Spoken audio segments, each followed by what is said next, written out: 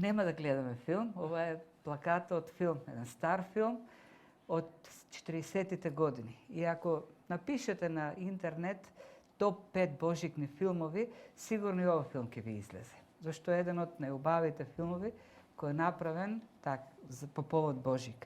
Во тој филм зошто го избрав тој филм, да почнав со него, зашто во филмот се раскажува за еден човек по име Џорџ.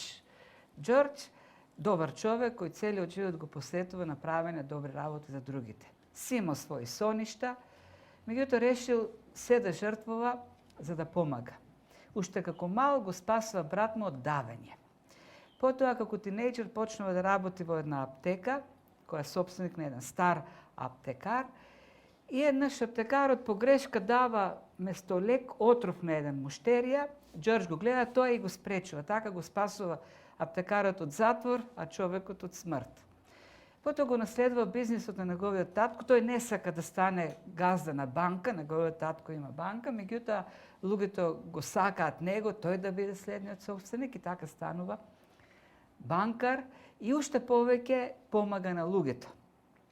Инаку во неговиот град живее еден потер, зол, алчен човек, кој сака целиот град да стане негов и да ги угнетува, да ги направи сите негови слуги. Цело време пак Џорџ се бори против тој потер и дури им помага на луѓето, им дава пари и гради една населба за сиромашни луѓе, им подарува бесплатни куки. Цела една населба гради. Но се случува така една година, неговиот чичко кој работи во банката прави некаква грешка и сите пари ги губи. И не само што ги губи сите пари, дори обвинет да оди во затвор.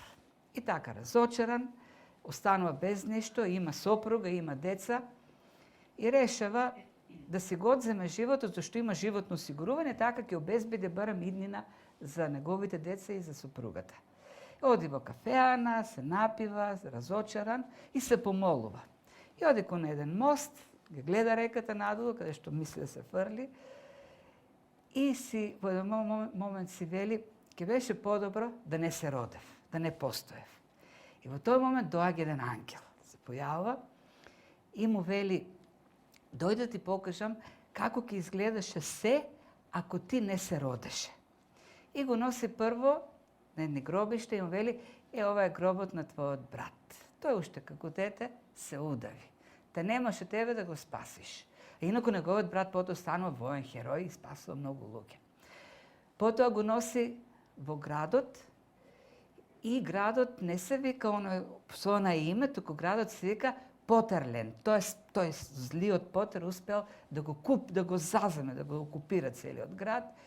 Го носи во една уличка и таму гледа еден стар питач и му вели, ова е аптекарот кој заврши во затвор и потоа на стари години остана питач. Ако не беше ти во аптеката, ова ќе се случише со овој човек.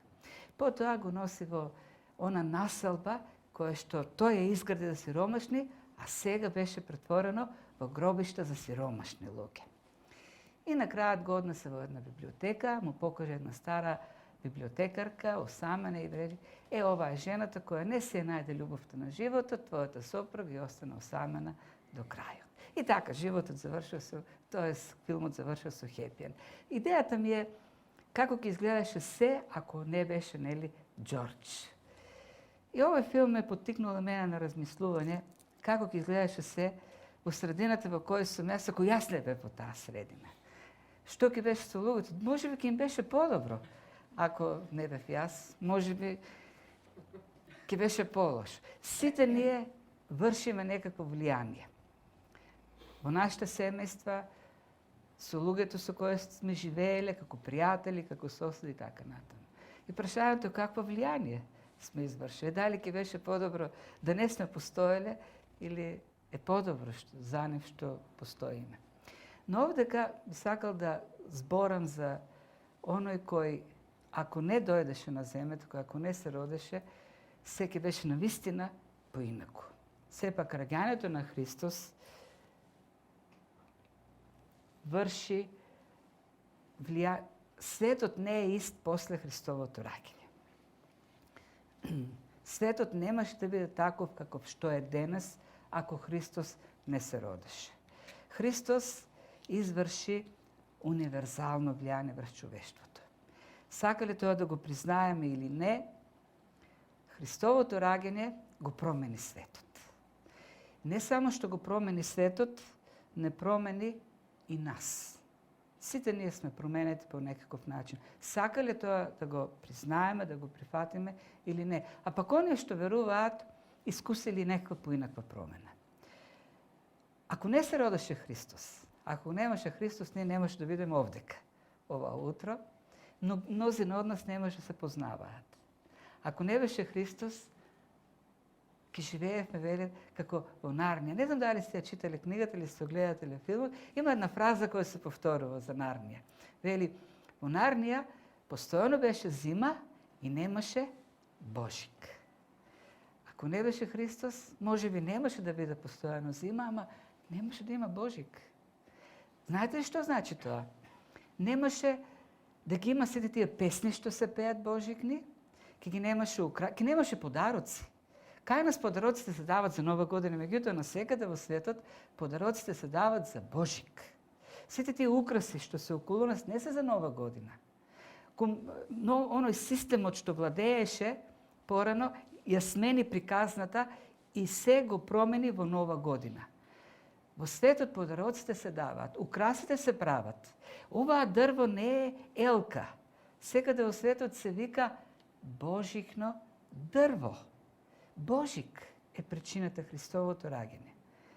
Ако не беше Божик, ги немавме сите тие работи. Градот немаше да биде така украсен, немаше да имаме светлина насекаде, немаше да се пеат тие песни.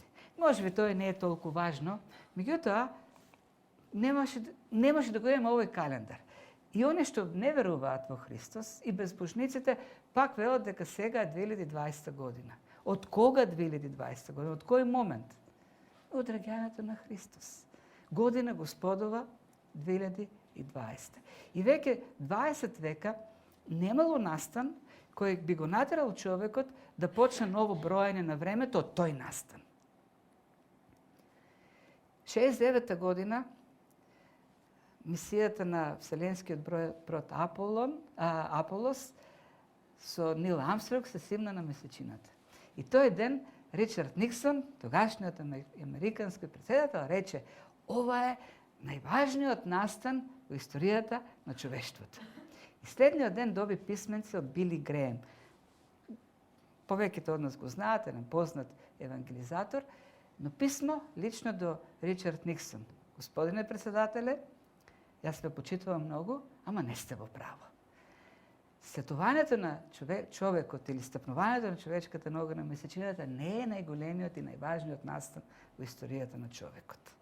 Најважниот настан во историјата на човекот е раѓањето на Христос. Зашто ако месечината и таа мисија беше најважна, сега ќе беше 51 година. И ќе велевме сега сме 51 година. Зашто помина 51 година од тогаш. Но се уште сме 2020. Го броиме времето од Христовото раѓање. Се не сите се согласни дека Христовото раѓање донесе добра промена во човештвото. Има луѓе кои велат дека ќе беше подобро ако Христос не се родеше. Еден таков е, например, Фридрих Ниче, познатиот германски филозоф од 19 век. Тој вели: добро е да ги сакаш другите, ама најважно од се е да се сакаш себе си повеќе од се. Ниче вели: Христос и неговата проповед создава робски морал, создава поданички менталитет. Човек треба да се бори, дури и да газе за она што го сака. И вели, најголемиот проблем на Христос е во тоа што умрел премлад. Сите тие негови учења се резултат на неговиот младешки ентусијазам. Ако тој остареше и созрееше, ќе го сменеше учењето. Зашто неговото учење не е добро. И што направи неговото учење? Учењето на Ниче е поттикот да се појави фашизмот, нацизмот, идејата за супер човек, супер раса.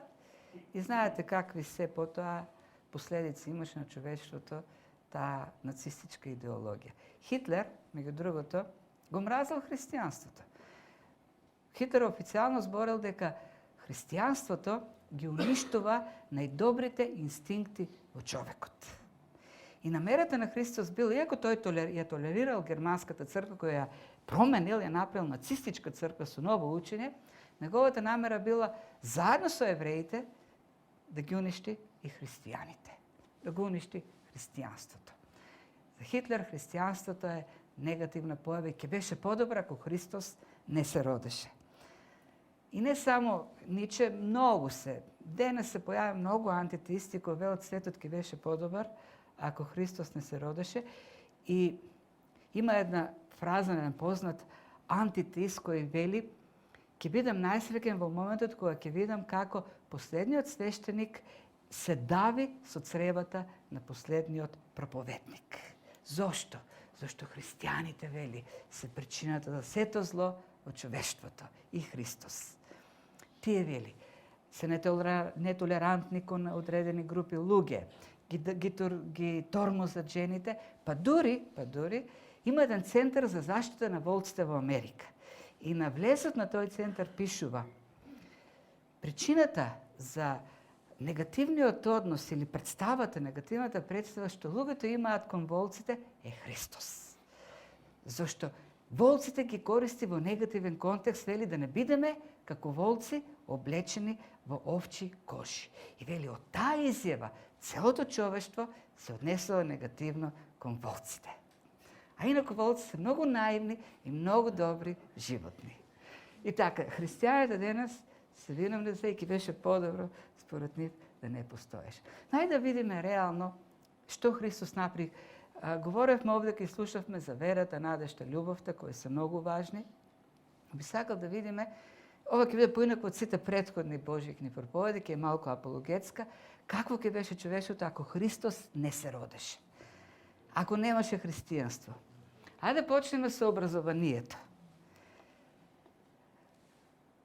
Луѓето, уште од првите векови, другите религии, другите народи, знаете ли како ги нарекувале христијаните? Луѓето на книгата. Луѓето на книгата. Знаете ли зошто? Зашто во суштината, во основата на христијанството е изучување на книга преку која се запознава Бог. И светот околу нас, светот што Бог го создаде.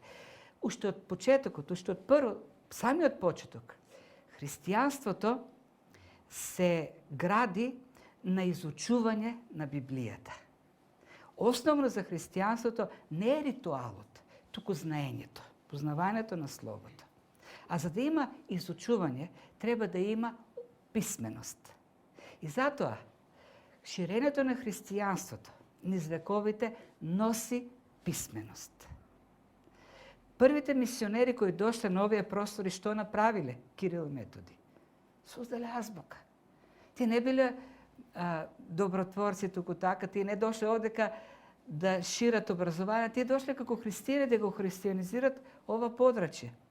Но за да го христијанизират, разбрале дека треба прво да создадат азбука, писменост. И не само, многу пред нас, хуните, вандалите, аварите биле описменети со писма од мисионери и биле создадени азбуки. Христијанството се темели на писменост. Не можеш ти да бидеш добар христијан, не можеш ти да го познаваш Бог ако не си писмен. Така, писменоста историски се врзува со христијанството. Кодификацијата на азбуките меѓу сите христијански народи е резултат на христијанското мисионирање. И потоа во периодот на Ренесансата, на хуманизмот, кога универзалното образование станува цел, првите универзитети кои се отвараат се од христијани. Црквите. Ако отворите денес листа на најдобри универзитети во светот, на првите 20 места ќе ги најдете или Харвард, или Јел, или Уитон, или Кембридж, или Оксфорд. Сите тие се основани од христијани, од цркви. Сите најпознати, најголеми универзитети во светот. Кога е отворен Харвард универзитетот, на вратата било напишено Христос ет еклесија. За Христос и за црквата. За тоа постоиме. Зато е отворен овој универзитет. Образованието. И тука близко до образованието не можеме да испуштиме верата и науката. Постои еден стереотип дека тие се во војна, во конфликт, верата и науката. И се повикуваме на Коперник, на Джордано Бруно и на такви луѓе. Вистината е дека сите тие луѓе, сите тие научници биле верници и поттикнати од верата во Бог и копнежот да го разберат подобро Божјото создание, граделе наука. Тие гледале ред, гледале дизајн и си кажеле, науката е возможна. Возможна е бидејќи Бог создал ред, Бог создал создание во кое што има закони. И ние тоа создание треба да го изучиме, да го разбереме, да го дознаеме. Знаете ли дека, да земете, Нобеловците земете ги за пример. 90% од Нобеловците се од земји кои градат христијанска традиција. Многу малку ги најдете Нобеловци од земји кои биле во стариот систем или се уште се, или се наследници на стариот систем. 90% од Нобеловци се од западниот свет и 90% од нив веруваат во Бог. Да, официјална статистика. Не се атеисти, се верници. Сите тие луѓе тргнале од сознанието дека Бог го создал оваа создание и нас не поставил како настојници, како старатели. За да бидеме ние добрите старатели во овој свет, ние треба да го познаваме. Образованието, науката се поттикнати директно од христијанските вредности. Ако цениме наука и образование, треба да бидеме благодарни на Христовото учење кој се шири во христијанството. Да не збориме пак за уметноста, за музиката. Да, ке имало музика, не дека немало да има. Ке имало уметност. Меѓутоа немаше да го има Микеланджело. Немаше да го има Рембрандт. Немаше да го има Бах и неговите композиции. Сите тие биле инспирирани директно од Христос. Политичките системи правата на луѓето. Денес многу се говори за човечки права, универзални права на човекот. Првата декларација која содржи човечки права е донесена во 18 век Томас Джеферсон. Тоа е декларацијата за независноста на Америка. Таму е вклучен првиот текст за човечки права. И потоа тој текст во одредена мера е земен во она универзална повелба за човековите права на Обединетите нации. И таму во таа декларација пишува, уште во 18 век, секој човек е создаден, не роден. Во повелбата на Обединетите нации пишува роден. Томас Джеферсон напишал е создаден еднаков. Еднаков. Со права кои никој не може да му ги одземе. Тоест, таа повелба или првата идеја за човечки права произлегува од учењето на Библијата, од Христовото учење. Нема веќе ни јудејци, ни елини, ни роб, ни слободен. Нема машко, нема женско. Сите вие сте едно или еднакви во Христос Исус. Сите сте еднакви, сите имате исти права. Не постои категорија луѓе која е привилегирана во Божите очи. Пред Бог, во Божјото царство, нема пол, нема класа, нема раса, нема нација. Сите се еднакви. Сите уживаат еднакви права. Сите имаат еднакви одговорности. Правата на жените. Споредете ја положбата на жените овдека или во световите, во културите со други религии. Ова изјава вели дека подеднакво наследници на Божјото царство, подеднакво уживатели на Божите права се мажот и жената. Еден човек од 18 век, овдека е ова на Лук Фери, ова е голем атеист, познат атеист. Но и тој признава и вели, христијанството го воведе во човештвото разбирањето дека луѓето се еднакви во достоинство, идеја која е без преседан во древноста и која современиот свет ја смета за свое демократско наследство. Колку и да се против верата во Бог, признаваат дека христијанството изврши револуција уште во древноста, кога сите им даде иста вредност, исто достоинство. Без разлика дали се работи за човечки живот во утробата на мајката, или се работи за старец, или се работи за роб или господар, сите имаат еднаков дигнитет, еднакво достоинство, еднакво се вредни. И затоа се почитуваат правата на секого. И треба да се почитуваат. Знаете ли која била редовната молитва на евреинот во први век? Господи, те благодарам што не сум се родил како неевреин, тоест како паганин или како жена. Тоа било вообичаената молитва. Знаејќи ја положбата на жената во првиот век, Христос со својот однос што ја покажува на многу места во Новиот Завет, со еден разговор со една самарјанка, потоа во учењето на апостолите, го тргнува тој таа нееднаквост или инфериорност на жената. Вилијам Вилберфорс, ке го спомнам малку подоцна, има една многу убава изјава, еден многу убав текст, вели: мажот и жената имаат своја улога во пренесувањето на верата на следната генерација, но улогата на жената е посебна, или сака да каже да имаат уште поголема улога. Како воопшто може да се помислиме дека жените се инфериорни кога е очигледна специјалната одговорност која Бог ја дал на жената во овој свет? Нивната чувствителност во однос на духовните нешта е далеко посилна и поприродна отколку кај мажите. Мајките и сопругите често се средството преку кој се поврзуваме со небесниот свет, богат трезор се на духовно знаење и мудрост. Овој човек има потоа голема улога, еве го горе Вилберфорс, во укинувањето на робството во Америка. Знаете ли дека робство во Америка е 200 години порано укинато отколку во Англија, се извинувам, отколку во Америка.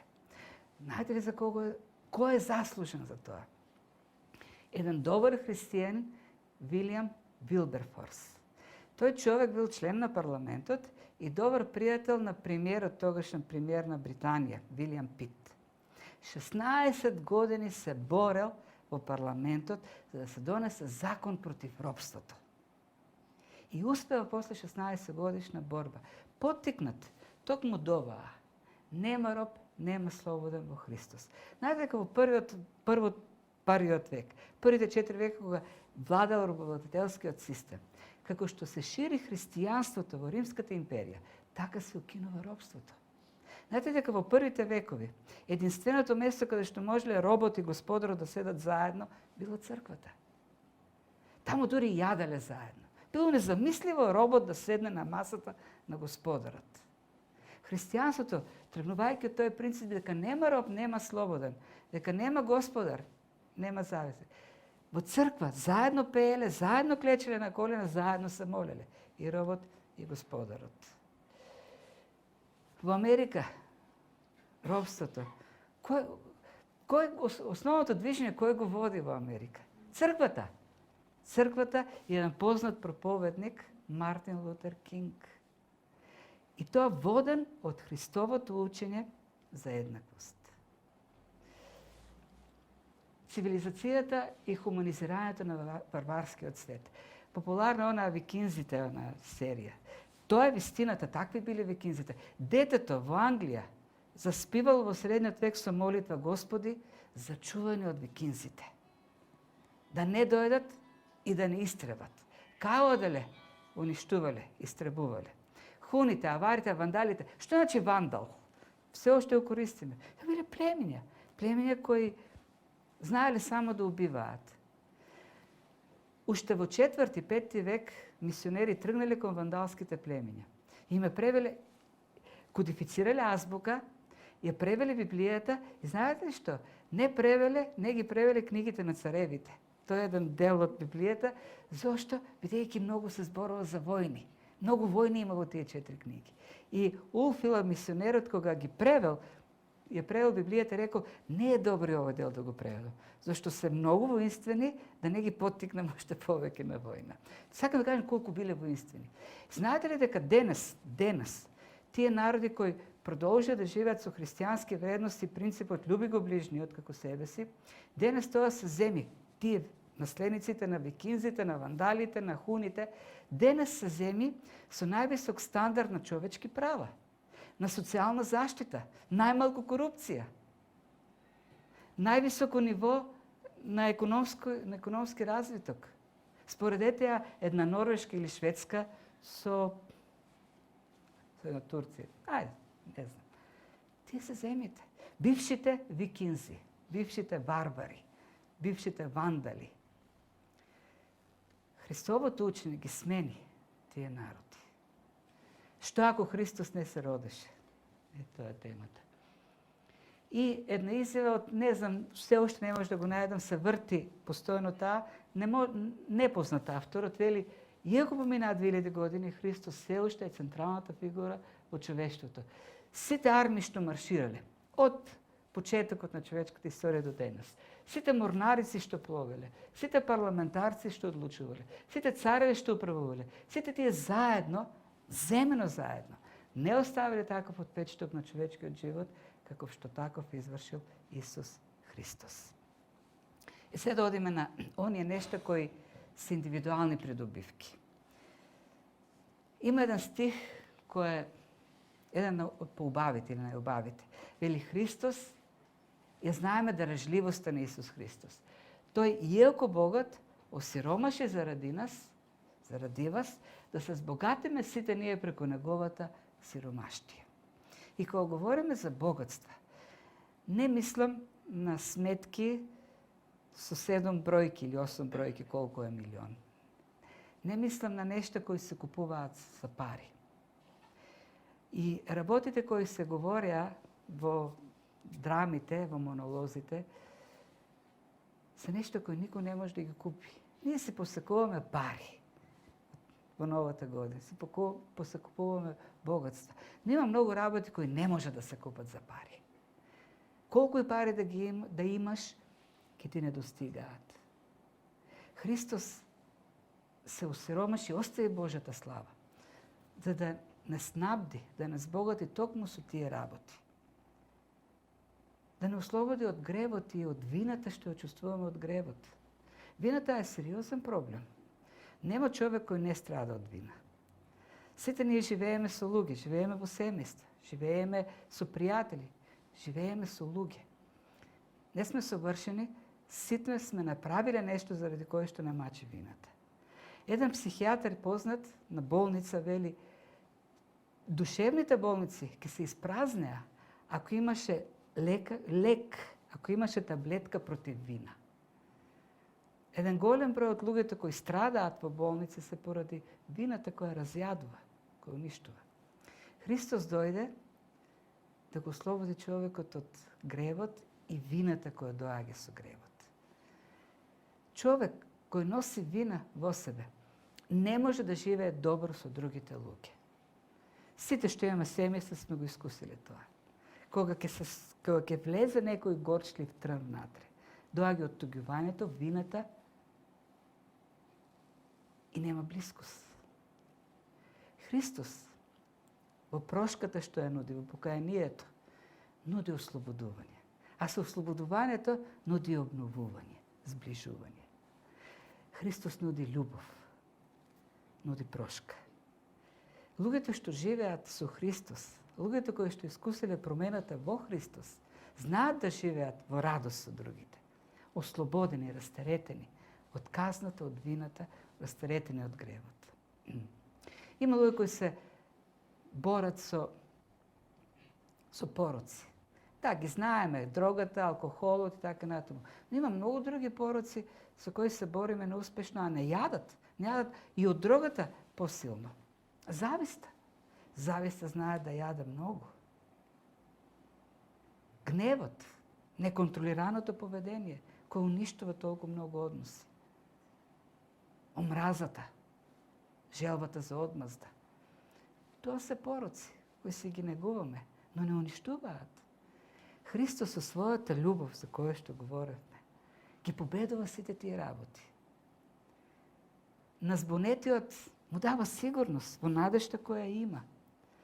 На болниот му дава исцеление, му дава здравие. На обесхрабрениот на несигурниот му дава надеж, сигурност за во иднината. Има луѓе кои имаат се. Имат и пари, и добра работа. Имат и добри семејства. И пак не можат да живеат. Празни се внатре. Еден мој братучет пред 2 години изврши самоубиство. Имаше, еден од побогатите луѓе беше во градот. Не беше коцкар, не беше алкохоличар. Имаше убава сопруга, добра, кротка жена. Убаво семејство. Син, за пример,